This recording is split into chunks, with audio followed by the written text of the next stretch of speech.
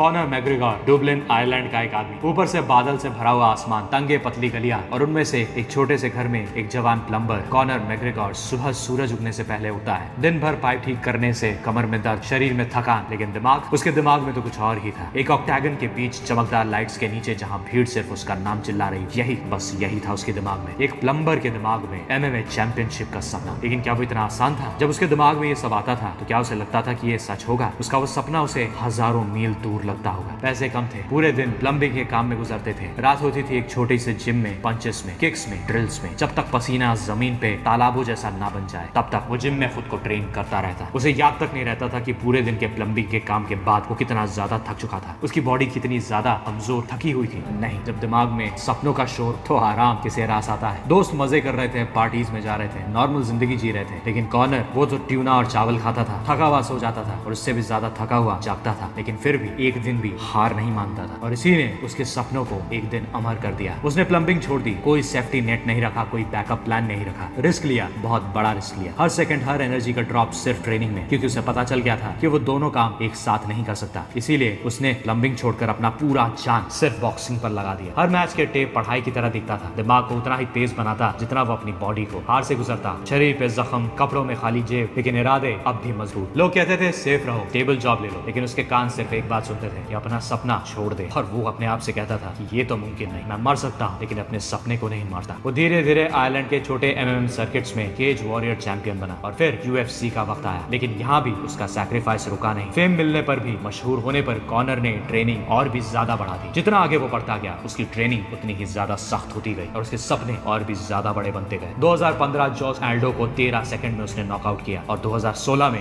UFC history का पहला ऐसा फाइटर बना जो एक साथ 2 अलग अलग वेट क्लासेस में चैंपियन बना।